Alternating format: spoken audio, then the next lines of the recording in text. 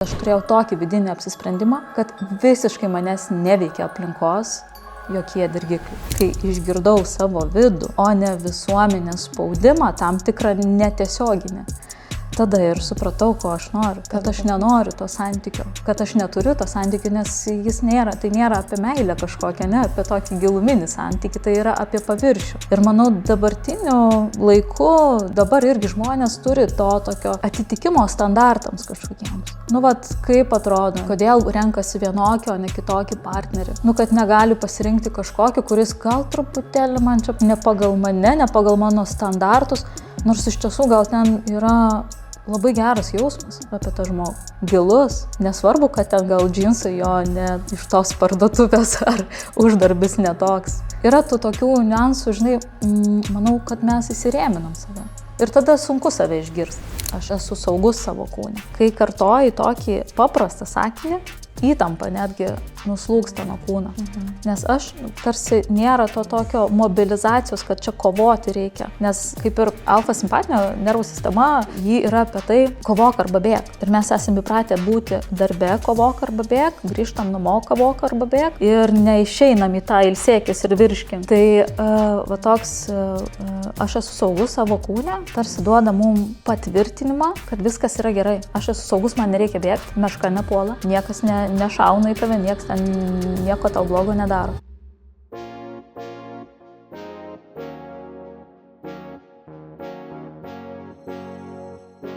Tai aš labai džiaugiuosi šiandien svečiuose turėdama nuostabią moterį Karoliną Vaičienę, neįtikėtiną mamą, nuostabią žmoną ir būsimą endobiogenikę. Sveika Karolina, ačiū labai, kad skiriai laiko. Labas Marija, man labai malonu čia būti.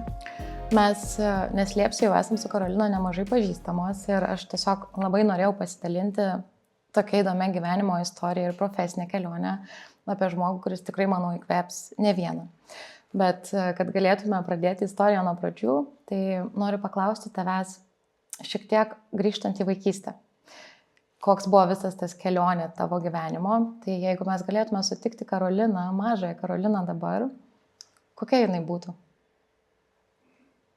Greičiausiai kažkur daugiabučio kieme, šokinėjančia per balas. Išdykus, linksma? Visiškai, absoliučiai. Tai buvai toks aktyvus vaikas?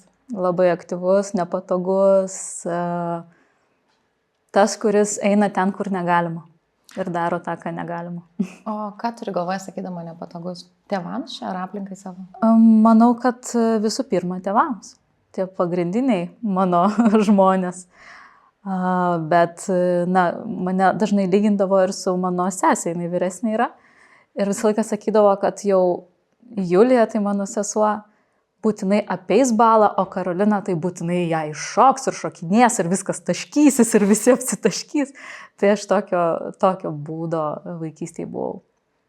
Panašu turbūt, kad kaip ir gyvenime linkusi į eksperimentus, šokti į tas balas, profesijų, pokyčių, gyvenimo, išbandymų. Taip, žinai, Marija, aš manau, kad vaikystėje tai, kas manyje tokio buvo, tas noras patirti, išbandyti, jis po to buvo labai gražiai prislopintas. Ką turiu galvoje? Aišku, ir mano tėvai, jie visiškai skirtingos stiliaus yra auklėjimo.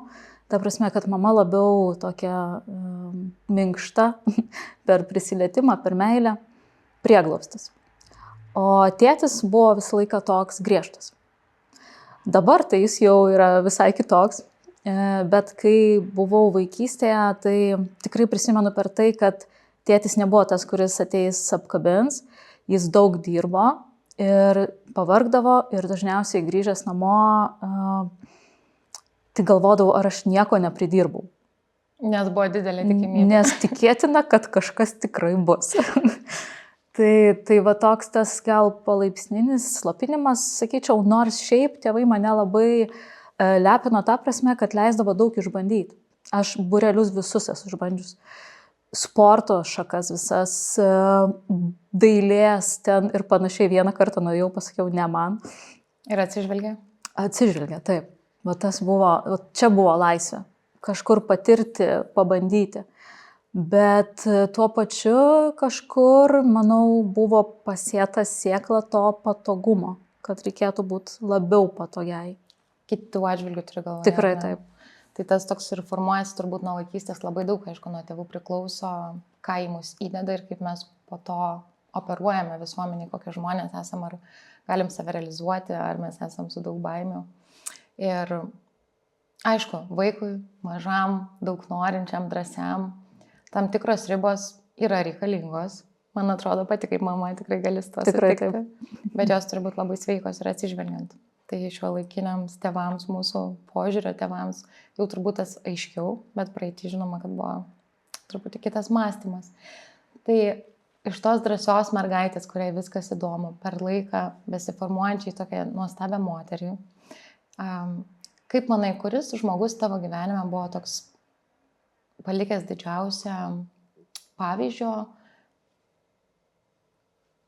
kaip elementą, kaip didžiausią tokį įspūdį, atsižvelgiant į visą tavo vaikystę, kaip tarsi toks role model vadinamasis. Turi kažkokį žmogų, kur galėtume įvardinti, kad tas žmogus vedė mane? Žinok, aš manau, kad tai vis tik yra mano tėtis. Kodėl? Nes jis toks labai griežtas buvo tikrai, bet aš tuo pačiu labai daug mačiau disciplinos. Jis buvo profesionalus ir vis dar yra sportininkas. Tai aš mačiau, ką tai reiškia, kai turi tikslą, kai jo sieki bet kurią kainą. Na, aišku, ten neaukojant gal šeimos, bet visą kitą tikrai paaukojant. Ir jis ilgus metus dirbo finansų srity, tai visą laiką buvo toks tikslus. Tai irgi manyje išugdė daug tokių vertybių ir bruožų, kur labai tiksliai, pedantiškai ir panašiai. Negaliu pasakyti, kad visais atvejais tai man labai padėjo. Aišku, padėjo moksluose, nes, aš tiesiog mokiausi, man tai buvo įdomu, tikslu, tiek mokykloje, tiek ir vėliau studijuojant. Ir tėtis buvo tas, kuris man, manau, iki šiol yra įdiegęs rūpinimosi savimi įpročius. Tai yra per fizinį aktyvumą, per nevalgymo kažkokiu šlamšto. Ir, manau, tas psichologinė tokia tvirtumą. Taip, stuburą tokį, žinai, iš tos pusės. Šiaip labai įdomu, kad kartais tas, kas turi tam tikrą juodąją pusę, iš tikrųjų joje galima išvelgti labai daug ir baltos pusės. Nes mes turbūt gyvenime ir labiausiai įsimenam žmonės, kurie truputį tokia yra stipresnės asmenybės. Nes kai tam tikrų metų būna uždėtos ribos, paskui jos tau labai tarnauja gyvenime. Tikrai taip. Tai augant, jau kai pradėjai lankyti universitetą, turėjai kažkokią kryptį iš tėvų nukreiptą, ar jų profesijų, pavyzdžiui, sakėjai, ar savo turėjai kažkokią svajonę? Kas buvo toliau po tos vaikystės, kur nukreipai? Žinok, aš kai buvau 12 klasiai, aš nežinojau, ko noriu būti. Tikrai nežinojau. Ir visą laiką galvojau, kaip taip žmonės supranta, kas jiem patinka, kaip taip. Ir aš pamenu, tada kalbėjau su tėvais, nes egzaminus aš tikrai gerai išsilaikiau ir galėjau stoti ganėtinai plačiai. Bet man tada irgi tėtis turėjo poveikį, nes jis man pasakė, žinai, Karolina, pabandyk gal psichologiją, nes žmonėms tikrai ateityje reikės tokių žmonių. Psichologų. Taip. O kaip jautėsi tuo metu, tu nežinojimo momentu, koks vidinis buvo būsena, nes iš tikrųjų tuo metu aš pati atsimenu, labai visuomenė mus statė į standartą. Jau turi 10 klasėje būti pasirinkęs, ką tu darysi, kad tu žinosi, jeigu tu nežinai arba nori pertraukos metų, kažkoks esi outsideris tarsi visuomeniai. Tai koks buvo tada jausmas, nežinot, kaip su juo gyvenai? Žinai, vienu metu aš labai norėjau į mediciną stoti. Bet tada supratau, kad greičiausiai nepavešiu, nes mokiausi ir biologijos, ir chemijos. Ir su biologija man tikrai buvo ne kažką, ne tiek, kad aš ten nesimokiau, kiek labai nesutariau su mokytoja. Ir kažkaip pagalvojau tada, man kiek buvo 17 metų, galvojau, gal tai vis kažkoks ženklas. Gal ten nereikia eiti. Ir labai džiaugiuosi, nes gyvenimas atvedė į visai į mediciną iš kitos pusės, taip pasakysiu. Tai galiausiai ir įstojai į psichologiją? Įstojau į psichologiją, bet dar atsakant į tavo klausimą, to tokio nežinojau, tai kuo aš noriu būti. Ir atrodo, kartais net, bandžiau, tarsi, žinai, išgimdyti tai, ko nėra dar. Toks buvo jausmas. Ir, po to tai dėl psichologijos dar taip abejojau, dvejojau, nes nelabai žinojau tiksliai, kas tai yra, ar tai man patiks. Bet tiesiog pagalvojau, tiek to, pabandysiu. Ir aš įstojau ir man labai patiko. O kas patiko? Aš per psichologijos studijas susipažinau su savimi. Tada pradėjau suprasti ir kitus žmonės geriau. Jų reakcijas, jų elgesį, jų žodžius. O ką manai, yra toks pasakymas šiaip iš tikrųjų apie žmonės, kurie studijuoja psichologiją, kad jiems labiausiai patiems reikia psichologų? Žinok, ir aš nuoširdžiai pritariu šitam faktui, nes aš manau, kad didžiai daliai žmonių reikia galbūt nebūtinai psichologo, bet tam tikros pagalbos susipažinti, pagvildenti savo vidų. Tos savianalizės ar ne tokios? Taip. Ir tas mokslas nukreipia? Ir čia buvo toks įdomus momentas. Aš baigiau tas studijas ir žinai, ką aš savo pasakiau? Ką? Aš niekada nedirbsiu psichologų. Nes aš nenoriu dirbti su kitų problemom, aš pati jų turiu pilną. Va taip man atrodė tada. Ir negaliu sakyti, aš nedirbu su psichoterapija, kažkokia nevedu tokių dalykų, bet vis tiek viskas pasisuko taip, kad tos žinios labai praverčia ir dabar. Psichologijos būtent. Tai čia tikriausiai ir šeimoje, su vaiku. Taip, ir šeimoje su vaiku, su vyru, ir bendraujant su žmonėmis, tiek konsultuojant žmonės, tai tos žinios, manau, kad šiek tiek to paskatino empatiškumo atsiskleidimą. Padidint, ar ne? Taip. Tai iš to tokio perfekcionizmo ir norėjimo, kad viskas tarsi pasaulyje būtų tobulai, santykiuose taip pat, su žmonėmis, kas iš tikrųjų labai sudėtinga, nes negali už kitus būti atsakingas. Visiškai. Atvėrė tokį truputį širdį į tą laisvę, ar ne? Visiškai. Ir žinok, taip ir buvo, kad aš, kai studijavau psichologiją, aš turėjau santykius ilgalaikius su vienu vaikinu. Ir aš per tas studijas galvoju, bet ašgi nenoriu. Santykių? Taip, aš tų santykių nenoriu, supranti? Nenoriu tų santykių, kodėl aš juose esu. Ir pradėjau va taip po truputį kapstyti.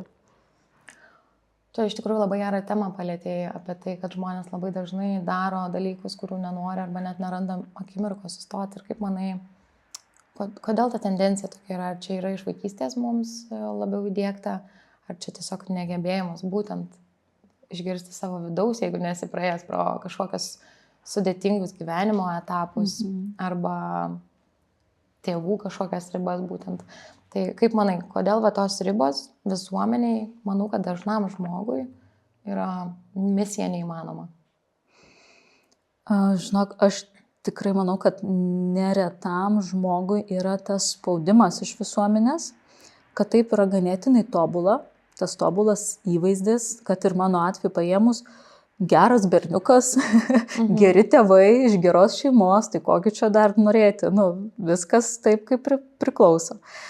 Ir kaip ir minėjau, aš kai išgirdau savo vidų, o ne visuomenės spaudimą, tam tikrą netiesioginį, tada ir supratau, ko aš noriu. Kad aš nenoriu to santykio, kad aš neturiu to santykio, nes tai nėra apie meilę kažkokią, ne apie tokį giluminį santykį, tai yra apie paviršių. Ir manau, dabartiniu laiku, dabar irgi žmonės turi to tokio atitikimo standartams kažkokiems. Kaip atrodo, ne, yra, kodėl renkasi vienokį, o ne kitokį partnerį, ne? Kad negali pasirinkti kažkokį, kuris gal truputėlį man čia ne pagal mane, ne pagal mano standartus, nors iš tiesų gal ten yra labai geras jausmas apie tą žmogų. Gilus. Nesvarbu, kad ten gal džinsai jo ne iš tos parduotuvės ar uždarbis netoks. Yra tų tokių niuansų, žinai, manau, kad mes įsirėminam save. Ir tada sunku save išgirsti. Bet kaip manai, čia tas momentas, kai, galima sakyti, kai renkiesi iš proto negirdėdama širdies, būtent kai mes atskiriam tuos du dalykus, kurie yra labai glaudžiai susiję. Čia tame esmė? Aš manau, kad tai. Yra to labai daug. Išsibalansavę yra tiesiog tas kraštutinumas gaunasi.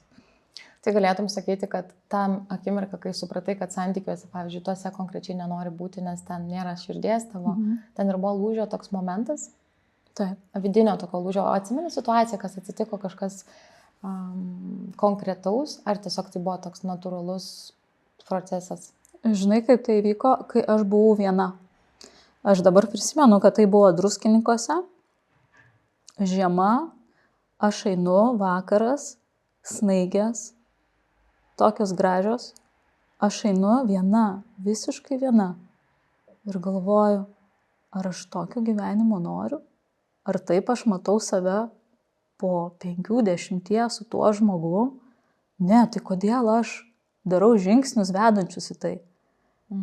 Toks vidinis tiesiog buvo pajautimas, žinai, susipažinimas su savo noru, kas man buvo ganėtinai svetima. Manau, kad ilgą laiką buvo tas siekimas būti gerai ir atitikti tą standartą. Ir man nebuvo lengva priimti tą sprendimą, bet aš žinau, kad negali būti kitaip. Ir aš tada grįžau namo ir pasakiau tėvams savo, ir jie taip, kaip nori.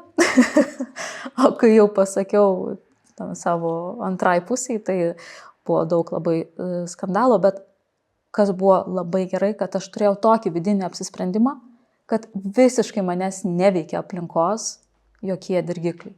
Ta prasme, manipuliacijos ar ten kažkokie kiti dalykai. Jokia įtaka, ar ne? Visiškai. Kai savo ašijas. O kaip manai dabar tu pasakojimą, aš taip atrodo, tarsi net matau tą vaizdą romantišką bevaikščiant sningant snaigiam, bet kas man koks kyla iš karto klausimas apie gebėjimą būti vienu. Mažai žmonių šiais laikais, man atrodo, gali išbūti vieni. Vienas dalykas, aišku, dėl tų visų trikdžių visuomenės, bet ir turbūt tam tikrų vidinių traumų, kai tu savęs nenori girdėti ir susitikti su tuo, kas vyko, nenori pripažinti, kad ateina pokyčiams laikas ir kad jie gali nuvesti į labai didelę šviesą iš kažkokios tamsos, prie kurios esi pripratęs. Tai ar tu turi, ar praktikuoji tokį laiką būti viena ir dabar? Jauti, kad tai yra dalis tavo gyvenimo, tavo kasdienybės, tavo rutinos? Tikrai taip, aš manau, be to man būtų labai sunku. Nes protas yra labai aktyvus ir taip, praktikuojant netgi ir tai yra gan aktyvus. Bet aš skiriu kiekvieną dieną tam. Kiekvieną dieną laiko bent jau 10 minučių. Arba ryte, arba vakare, čia jau žiūriu, kaip dažniausiai būna ryte, nes tai yra mano laikas, kai dar visi miega, aš anksčiau atsikeliu ir pasidarau mankštą, pakvepuoju ir pamedituoju. Gal tokie 3 dalykai, kuriuos aš pasidarau iš ryto ir tai būna laikas su savim. O apie ką būna tas laikas dar be fizinių praktikų, o labiau grįžtant į mintis ir širdį, į tą apjungimą visko, apie ką tas būna laikas, apie kažkokius pozityvius žodžius savo, apie kažkokią pozityvę energiją, nusiraminimą iš jausmo pusės. Man tai yra turi intenciją tam laikui. Man tai dažniausiai yra dėkingumo. Apie dėkingumą. Nes, žinai, mes kartais labai pamirštam, kad turim viską jau, ko mums iš tiesų reikia. Siekiam, einam, darom. Tai man pačiai yra labai svarbu sustoti ir padėkoti už tai, ką aš turiu. Nes turiu labai daug. Ir kasdien dėkojant, ta gausa nepalieka? Niekaip. Tai po visų psichologijos studijų ir to periodo, aš kiek žinau, tavo karjera vis tik keitėsi. O, labai. Ir ne kartą, ar ne? Taip. Tai kas sekė po to? Kaip priėmei tuos sprendimus, paskui aptarsime, dabar truputį pasidalink faktų ir tada pažiūrėsim, kaip ten širdis jautėsi. Ir čia, žinok, vėlgi į sceną išeina mano tėtis. Okay. Ir jis, kadangi, nežinau, gal 40 metų vis dar dirba, Lietuvos policijai dirbo, finansų vadovu tuo metu, jis man sako, žiūrėk, kol susirasi kažkokį darbą, kol sugalvosi, ką nori dirbti, gal nori ateiti į policiją. Pasipraktikuosi, ten į tarptautinį padalinį tokį. Nu, aš tai sakiau visą laiką, kad jau aš į valstybės tarnybą niekada. Tai ten praleidau 10 metų. Kaip niekada, tai visai nemažas skaičius. Labai nemažas skaičius. Ir pradėjau nuo tarptautinio padalinio, tai daug buvo labai su užsieniu kontakto. Kadangi aš ne vieną kalbą užsienio žinau, tai man buvo lengva ganėtinai. Ir po to, kadangi mano pareigos buvo tokios laikinos, pavadavau moterį, kuri buvo išėjusi motinystės atostogų. Tai vėliau perėjau į kitą susijusią su mokymais ir HR personalo. Taip. Ir vis tiek tarptautinį daugiau ten turėjau tokį darbą, bet po to viskas kažkaip labai greitai taip ėjosi, nes kandidatavau tiesiog į padalinio vadovus, po to laimėjau, tada ten porą metų ir po to į ten departamento HR vadovus teko man eiti. Tai labai visa ta karjera tokia augimo buvo. Taip ir skamba. Nu, Įspūdingai, čia tobula mergaitė, viską maksimaliai pasiekianti. Absoliučiai. Ir negaliu pasakyti, kad aš tą norėjau. Nes buvo taip, kad aš jaučiau spaudimą tam. Iš vienos pusės. Iš kitos pusės aš galvojau, o tai jeigu ne dabar. Pabandyk, nežinosi, gal patiks. Bet buvo daug pareigos jausmo. Tai spaudimą jau tai turi galvoje iš aplinkos, ar ne? Jo. Bet gal skamba, kad gal ir iš vidaus irgi jauti, ar ne? Jaučiau. Iš pačios savęs siekti daugiau, norėti dar. Taip. Lipti tais karjeros laiptais į viršų. Taip. Ir kaip užlipus jais jauteisi? Blogai. Kodėl? Norėjau bėgti. Verkti ir bėgti. O kodėl? Kas ten tai buvo? Žinok, manęs slėgė, manau, atsakomybės jausmas didžiulis, nes aš jaučiausi labai dar jauna. Ir dabar čia vadovauti ten, 20 žmonių kolektyvas, plus ten netiesiogiai gal 100 žmonių. Ir aš tokiom akim pusę nesuprantu, dar nežinau, aš tikrai nepasitikėjau savim. Man atrodė, kad aš turiu ateiti tada, kada viską žinosiu. Bet tiek pasiekus, tiek įvertinta, perėjus konkursus, darbo pozicijų įvairiausius, ar ne? Iš kitų buvo labai aišku, kad tu ten turi būti, nes jiem atrodė, kad tu esi tinkama. Kas viduj buvo, kad tu taip jauteisi, kad negana, kad tu neverta to? Aš nemačiau to, kaip mane vertina kiti. Nemačiau to, tarsi, nepripažindavau savo, kad viskas čia gerai, kad mane palaiko ir panašiai. O iš vidaus man vis tiek ėjo tas nepasitikėjimas savim. Kad aš nesugebu, turiu daugiau, dar kažko pasiekti. Čia, manai, tas toks vidinis kritikas atėjęs iš vaikystės? Ar... Absoliučiai. Visiškai, ar ne? Visiškai. Tai mes kiekvienas jį turim, vadinasi. Taip. Tikėtina. Tikėtina, kad kai daug sieki, atrodo labai, tas laiptas, ant kurio stovi, atrodo labai natūralus, nes tu jau užlipai, neatsigrėži atgal ir nematai, ir tada žiūri tik į viršų. Taip. Ir dažniausiai neatsigrėži atgal pasižiūrėti ir pasidžiaugti tais momentais. Tikrai taip. Ir gal dar kaip manai, ar čia yra tas dalykas, galima pasakyti, kad situacijose, kurios mus, pavyzdžiui, profesiniai srityje labai veda į priekį, intensyviai, su dideliu tempu, tiesiog net nėra to laiko įkvėpti oro ir pasižiūrėti, iš kur atėjai, kur esi, be nuolatinio siekio galvoti, kad reikia dar. Absoliučiai, žinok, pataikiai tiesiai į širdį. Visiškai taip, žinok. Net taip stipriai, kad taip. Aš niekada neatsigręždavau, nesustodavau pasidžiaugti tuo, ką turiu, ką pasiekiau. Kai tai laimėdavau kažkokį konkursą į pareigas, tai nebuvo taip, kad kaip čia dabar reikės, koks planas, strategija. O ne tai, kad atsisėdau ir pasidžiaugiau už tai, ką pasiekiau. Tai dabar iš tikrųjų dabartinė tu, atsigręždama į tuometinę save, labai jautis pokytį, kad skiriesi kaip žmogus savo požiūriu ir jausmu, to gebėjimu džiaugtis, pastebėti dalykus, atsigręžti. Aš esu nuolatiniam darbe su tuo klausimu, žinok. Nėra taip, kad dabar jau viskas, visko džiaugiuosi tik ir tik atsigrėžiu, tikrai taip nėra, bet vis turiu save sugrąžinti. Tai va ir tas dėkingumas netgi man labai padeda, nes aš grįžtu į tai, ką turiu.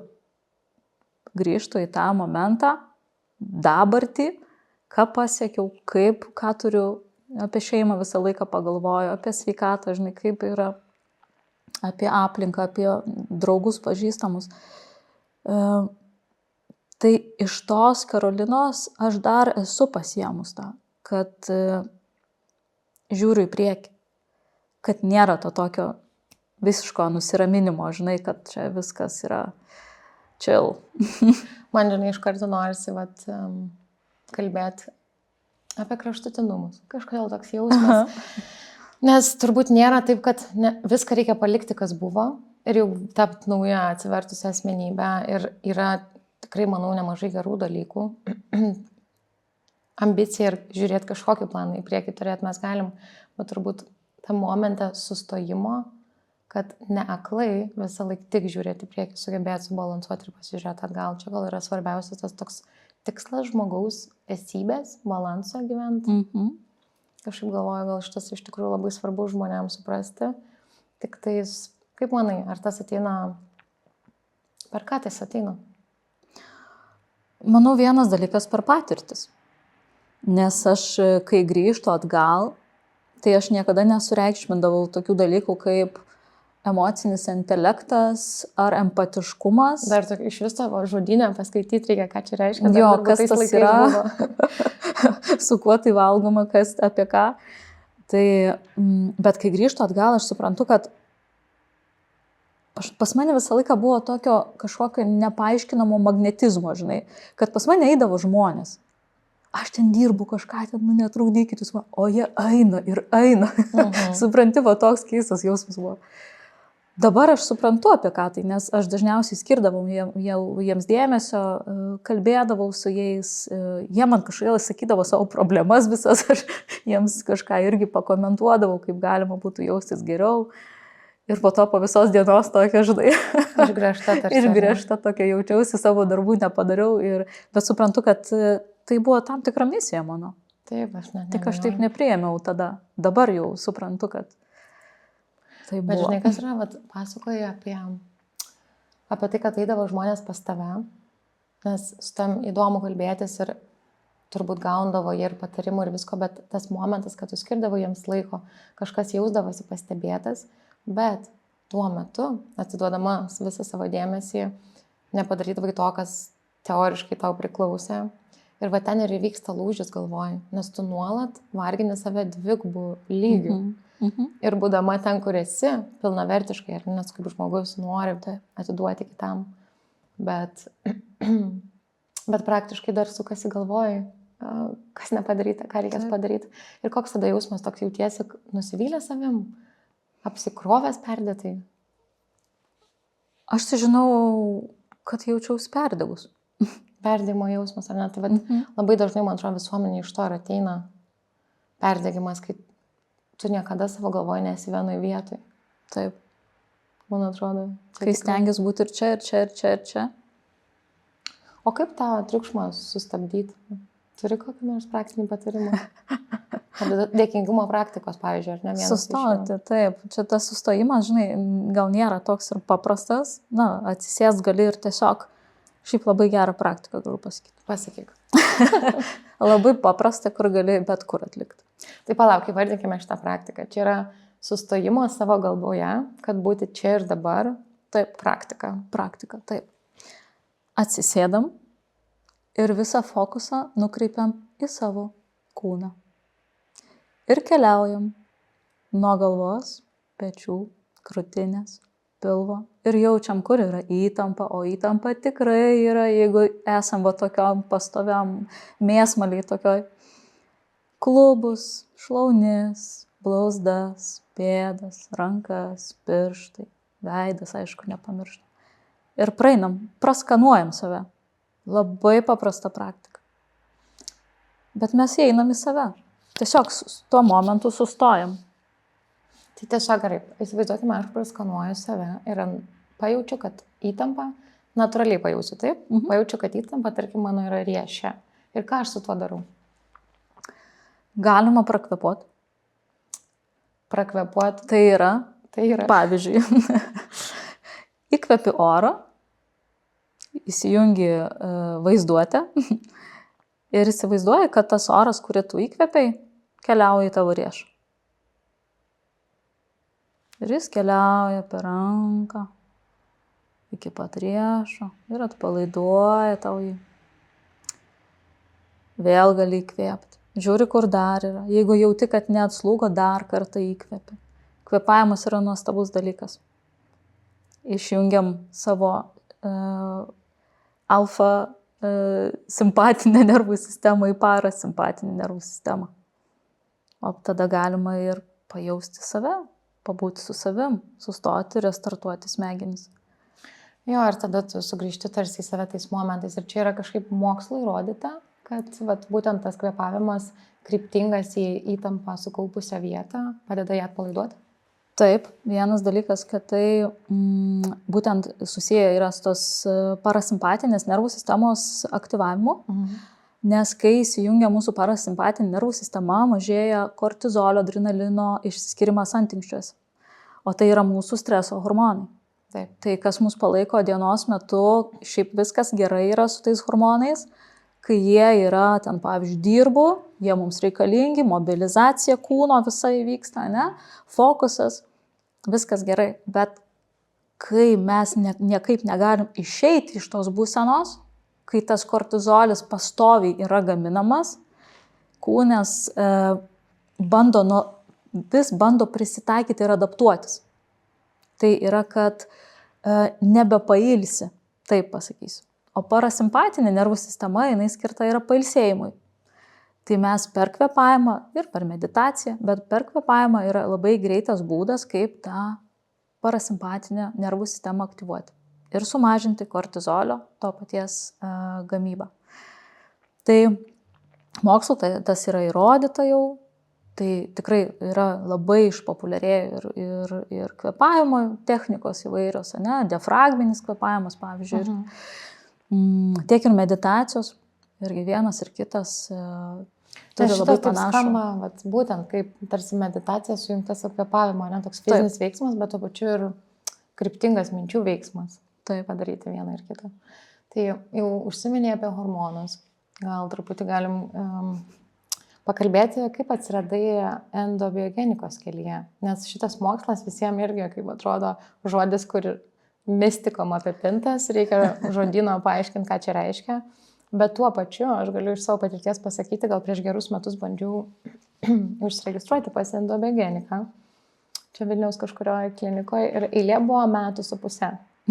Man pasiūlė užsirašyti laukiančiųjų sąrašą, jeigu kažkas atsilaisvins, bet man buvo neįtikėtina. Tai reiškia, žmonėms tampa vis aktualiau būtent ta endobiogenika.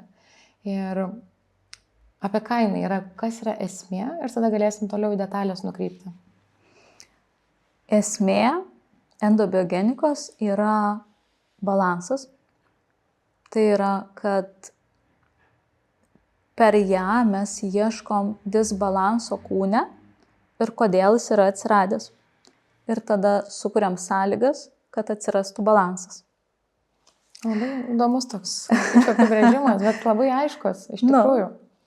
Viskas turi būti subalansuota ir jeigu kažkas neveikia, tu ieškai, kurioje vietoje yra disbalansas. Teisingai. Ir tai yra per hormoninės ašis. Nes endobiogenika yra didžiąja dalimi susijusi su hormonais. Mes kūne turim kelias hormonų sistemas, ašis vadinamas, tai ir lytinės, ir skydliaukės, ir antinksčių. Tai visos jos yra susijusios su tam tikrais organais. Ir endobiogenika turi savo ir rodiklius, kraujo rodiklius, savo sistemą skaičiavimo ir labai tiksliai parodo, kurioj vietoj pas žmogų yra disbalansas. Kurioj vietoj reikalinga didesnė adaptacija. Adaptacija tai yra bet koks pokytis kūne, kur reikia pastovios adaptacijos, tarsi kūnas bando vis prisitaikyti ir rasti tą balansą. Tai endobiogenika man labai patinka, nes ir labai džiaugiuosi, kad neįstojau į mediciną, kad nestojau į mediciną. Nes medicina yra labiau apie gydymą, o endobiogenika yra apie giluminės priežastis ir jų šalinimą. Bet tai nėra kaip prevencija. Realiai sveikas žmogus, jeigu ateina pas endobiogeniką, čia yra kažkokios naudos, sinergijos? Žinoma, kad taip, nes endobiogenika nėra tik kraujo tyrimai. Taip. Gali parodyti ir netgi jeigu žmogus sveikas ir jis nejaučia jokių simptomų, bet tai nereiškia, kad nėra jau kažkokių dalykų, kurie ilgainiui atves į ten lėtinį uždegimą, pavyzdžiui, ne, ar kažką ten, kažkokius disbalansus kūne. Bet taip pat endobiogenika nėra tik apie kraujo rodiklius, tai yra apie gyvensenos dalykus. Kas tinka tam žmogui, kokia mityba, kokia gyvensena, kokios praktikos galbūt, ne? Matom, kaip veikia mūsų nervų sistema. Tai va ta parasimpatinė, beta simpatinė, alfa simpatinė nervų sistemos. Ar teisingas yra balansas, kuris palaiko žmogaus sveikatą, ar yra kažkokių jau mažų netgi, bet nukrypimų. O kaip, pavyzdžiui, matot dėl tų būtent nervų sistemų susibalansavimo? Čia irgi kažkoks yra tyrimas? Ar irgi iš kraujo? Per kraują. Aišku, nėra taip, kad tik tai aklai kraujo tyrimais. Bet nėra taip, kad uždedat ant galvos kažkokį dalyką. Ne. Šalmą ir stebit žmonės savaitę turi nešioti.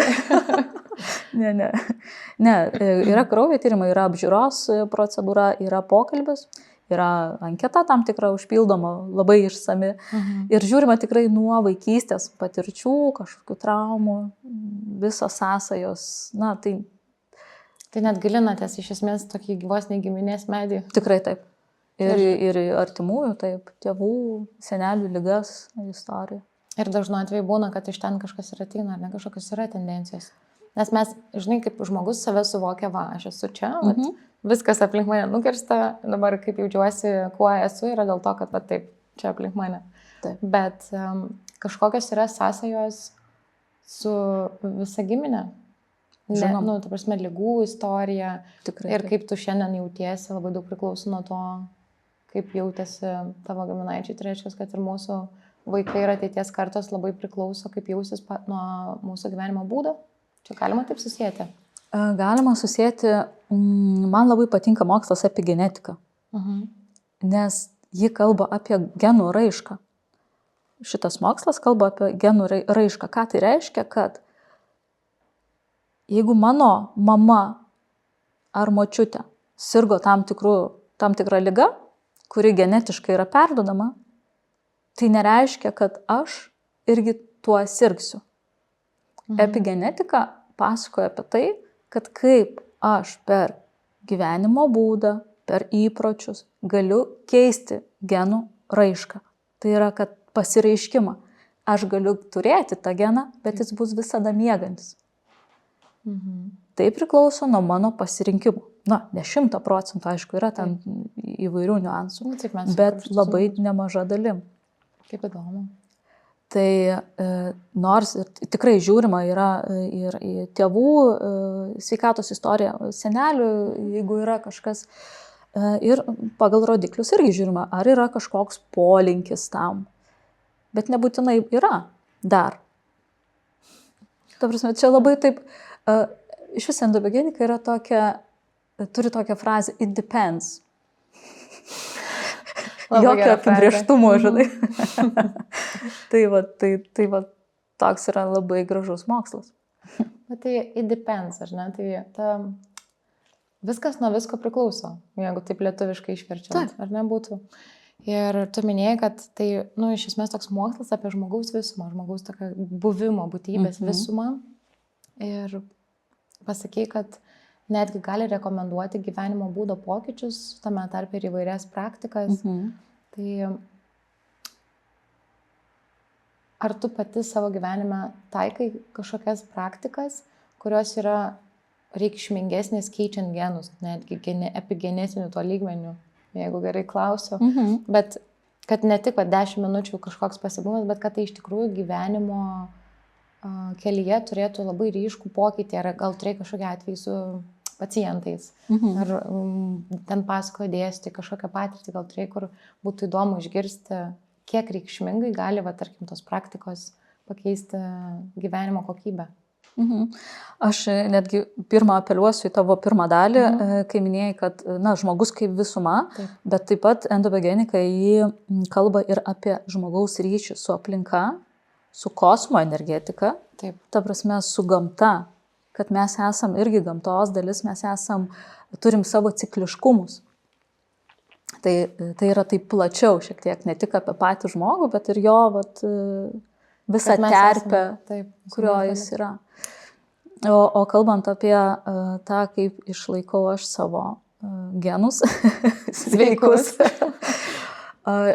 žinai, aš manau, kad darau visai nemažai. Pasidalink.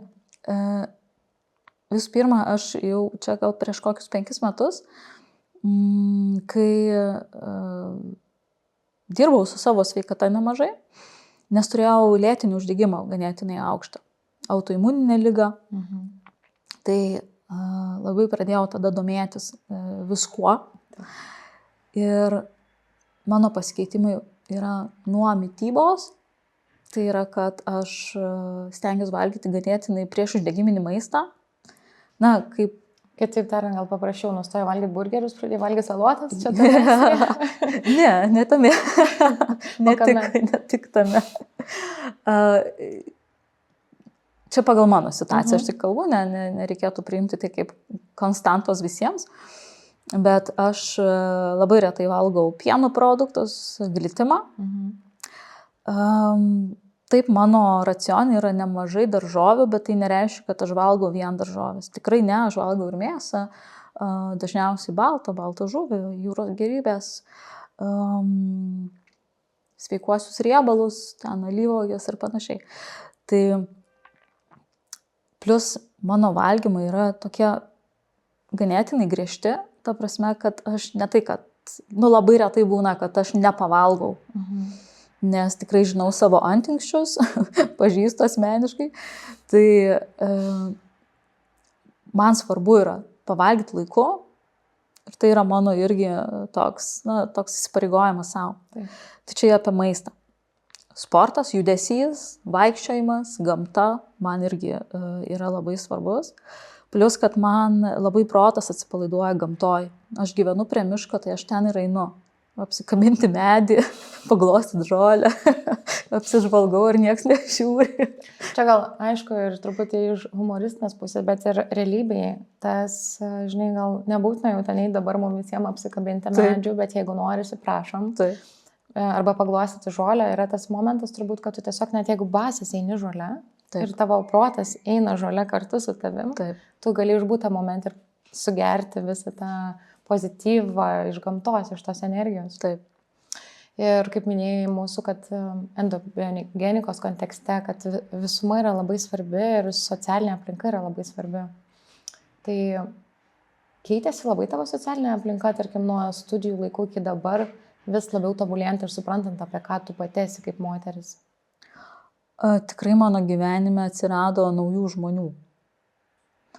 O senieji? Žinai, kaip pas mane nėra taip, kad aš labai daug turiu draugų.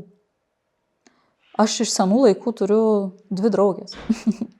Ir jos yra tokios ganėtinai sąmoningos ir man labai su jom viskas okei. O po to kažkaip buvo tų tokių tiesiog pažįstamų žmonių, ir kažkaip natūraliai išsiskyrė tie keliai, galima taip sakyti. O kuo toliau, to mano kelyje tiesiog natūraliai kažkaip pradėjo atsiradinėti ir kitokių žmonės. Su kitų mąstymų. Irgi, kurie ir rūpinasi savim, bet be to tokio išprotėjimo. Su saiku, ar ne? Taip, su saiku. Ir kas dar pastaruoju metu gal tokie ir gilesni, taip pasakysiu, su kuriais įdomu pasikalbėti yra apie gilius dalykus. Tai dabar taip norisi man, žinai, nukeliauti apie pasikalbėjimus, o mes kalbam žodžiais. Ir aš žinau, kad tu labai gilinėsi į žodžių reikšmę ląstelėms.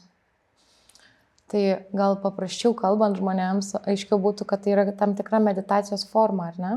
Bet gal gali paaiškinti mums, kaip žodžiai gali paveikti ląstelę. Dabar aš tiesiog kalbu žodžius, arba ten turiu gerą patirtį bendraudama ir puikiai jaučiuosi, nėra man kažkokio streso, ar ne, nėra kažkokios baimės jausmo.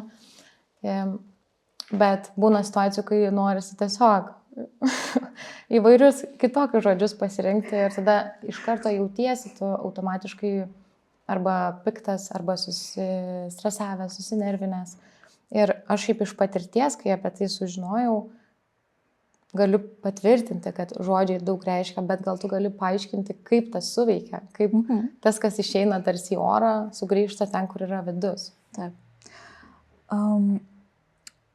Tiek ir meditacija, tiek ir žodžiai, kuriuos mes naudojam meditacijos metu, ar tiesiog minčių programavimo metu, ne, kažkokių, veikia mūsų tiek kūno biochemiją, tiek ir tą, ką minėjau apie genetiką.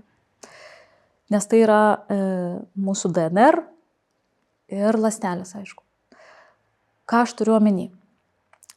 Pavyzdžiui, kai mes medituojame, biocheminių procesų kaip vyksta. Visų pirma, kadangi įsijungia parasimpatinė nervų sistema, mažėja tam tikrų uždegiminių citokinų vadinamų. Tai yra, kad mažėja mūsų kūne lėtinis uždegimas. Ilgainiui, aišku, aš neturiu minty, kad vieną kartą pameditavau ir viskas, bet ilgainiui darant tai nuolat, kasdien, skiriant tam laiką, tai netgi vyksta tokie labai maži pasikeitimai ląstelėse. Nes ląstelė viduje mūsų yra lėtinis uždegimas.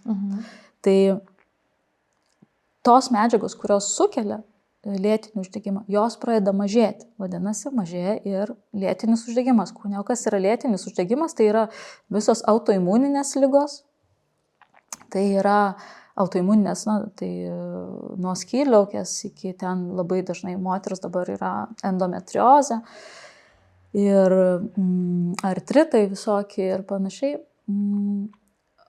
Po to, jeigu iš tos genų raiškos kalbant, tai ląstelės, mūsų ląsteles veikia ir streso hormonai. Tai vienas tų, kaip ir aš anksčiau minėjau, kortizolis, adrenalinas, jų pradeda mažėti, kai mes medituojam.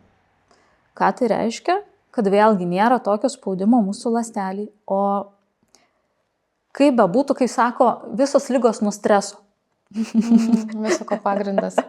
Tai taip vaizdžiai tariant, pas šeimos gydytoją dažniausiai taip išgirsi, tai tame yra tiesos. Nes mūsų hormoninė sistema, jinai pradeda striginėti. Tie hormonai, kurie streso, pavyzdžiui, ne, jie veikia mūsų ląsteles ir jeigu ląstelės pastoviai yra tokioj įtemptoj būsenoj, tai veikia ir mūsų ilgaamžiškumo mažėjimą, telomerų irgi trumpėjimą ir panašiai. Tai meditacija yra ir Harvardo tyrimas atliktas. Meditacijos nereikia labai netgi daug. 15 minučių, 10 minučių gali būti. Bet kasdien, ar ne? Bet kasdien, tai yra taip. Nuolatinis toks skirimas laiko savo. Veikia tiesiogiai per hormonus, per, pavyzdžiui, citokinus, kaip minėjau, mūsų ląstelės sveikatą ir telomerų ilgį irgi. Tai per tą meditaciją. Aš atsisėdu į lotoso pozą, užsimerkiu ir ką aš galvoju, ką reikėtų galvoti, kad jinai būtų efektyvi, gal turi kažkokią savo irgi praktiką gerąją. Čia dabar meditacijos nevesime, bet iš esmės gal yra kažkokie keli esminiai sakiniai, kurie yra toks kaip pirmas laiptelis, pirmas žingsnis, nuo kurio žmogus galėtų pradėti, kuris turėtų tą pokytį esminį ir tada vestų jau visą gražią kelionę. Žinai, aišku, kiekvieno žmogaus yra savitas poreikis, bet man viena patinka ir tikrai pastebėjau, kad atliepia ne vienam. Tai kai tiesiog sėdint tokioj meditacijos būsenoj, perėjant per kūną, kartoti savo, kad aš esu saugi savo kūne. Aš esu saugus savo kūne. Nes kai kartoji tokį paprastą sakinį, įtampa netgi nuslūgsta nuo kūno. Nes aš tarsi nėra to tokio mobilizacijos, kad čia kovoti reikia. Nes kaip ir alfa simpatinė nervų sistema, ji yra apie tai kovok arba bėk. Ir mes esame įpratę būti darbe kovok arba bėk, grįžtam namo kovok arba bėk ir neišeinam į tą ilsėkis ir virškink. Tai va toks, aš esu saugus savo kūne, tarsi duoda mum patvirtinimą, kad viskas yra gerai. Aš esu saugus, man nereikia bėgti, meška nepuola, niekas nešauna į tave, niekas ten nieko tau blogo nedaro. Tai čia iš mano pačios, ką aš naudoju. Jo. Prisimenu, kai laukiausi motiejaus ir man 6 mėnesį nėštumo prasidėjo sąrėmiai. Ir labai mane gąsdino gydytoja, kad tai gali būti priešlaikinis gimdymas, 6 mėnuo. Tai, Ir aš tada kiekvieną vakarą sėdėjau lotoso pozoj, glosčiau savo pilvą ir sakiau, mano kūnas yra stiprus, aš išnešiosiu 9 mėnesius tave, vaikeli mano, ir viskas, kas reikalinga tam, yra mano kūne. Ir va toks pastovus ciklas sukimas. Tai todėl, sakau, labai dar priklauso nuo to, kas žmogui yra aktualu tuo metu. Man buvo, pavyzdžiui, tai aktualu. Iš esmės tokios situacijos reikšmingos, kas susiję labai su tais, kuriuos mylime, mus atveda į tokį kaip sąmoningumą didesnį, ieškoti, kas veikia, jeigu tai ne medicina, ne vien tik medicina. Ir dabar iš to, kad tu sakai, man toks, nežinau, norisi apibendrinant šitą tarsi dalį pasakyti, gal labiau paklausti tavo patvirtinimo, kaip tu manai, ar galima sakyti, kad žodžiai yra kaip tokie kodai, raktiniai kodai, kaip mes jaučiamės čia ir dabar būdami ir kokia bus mūsų ateitis sveikatos prasme, emocinės gerovės prasme, psichologinės sveikatos prasme. Vienareikšmiškai. Tai jeigu, paprastai kalbant, jeigu kodų spinelėje neteisingą kodą suvedi, ta spinelė neatsirakina. Tai lygiai taip pat, jeigu neteisingus žodžius vartoji, iš esmės gyvenimo kokybė irgi neatsirakina mums. Tai ta žodžių svarba, kokį žodžiai su savim kalbam ir kokį žodžiai su kitais kalbam, turbūt vis tiek viskas iš vidaus turi be galo didelį įtaką. Labai. Tai realiai meditacijos, kvepavimas, gal iš to, kad tu minėjai, gal sakyčiau, tokia disciplinuota rutina yra esminiai tokie dalykai, turbūt žmogaus pagrindo, kad funkcionuotų savo maksimaliam potencialiam. Manau, kad taip. Ir dar aš tokį pasidalinsiu, kad kartais netgi per dieną, dienos metu, nežinau, ant telefono ekrano turėti savo kažkokią afirmaciją, kažkokį sakinį, kuris grąžina tave. Kad ir tas aš esu saugus savo kūne. Nes mes dienos metu vėl įkrentam į tą patį, o pasiemi telefoną ir čia tas sakinys ir kažkaip kaip kablys, žinai, sugrąžina. Taip. Tai ir toks labai paprastas dalykas. Nereikia kažko labai tokio sudėtingo. Tai žinai, kodėl mūsų ir podcastas vadinasi Nothing New. Apie tai, kad mes nieko čia naujo nepasakėm, apie esmę, bet žmonės dažnai prie jos nesugrįžta. Dėl visos inercijos ir šurmulio. Tai tie momentai, kada galim sustoti, pasiklausyti galų gale tokių kokybiškų esminių patarimų, kuriuos tu šiandien pasidalinai, yra be galo reikšmingi ir vertingi. Ir man kas labiausiai patiko ir už ką labai esu dėkinga už tai, kad tai, ką pasakojai, buvo taip paprasta, iš tos pusės, kad taip paprastai pritaikoma. Tai aš labai tikiuosi, kad kiekvienas, kuris šiandien mūsų klausėsi, galės pasiimti savo širdį ir pritaikyti praktikose tas patirtis, kurias tu rekomendavai. Ir labai ačiū tau už tokį pokalbį įdomų. manau, kad dar ne vieną pakartosime kartą, nes visada šitose temose galima gilintis be galo. Ir dar tu esi tokia plati, didžiulė knyga, tai bus įdomu pakalbėti ir kitom temom, kurios galbūt ne visiškai vien tik šitą fizinį pasaulį liečia. Bet šiandien aš tau dar kartą noriu labai padėkoti už laiką. Ačiū tau, Marija. Ačiū tau labai.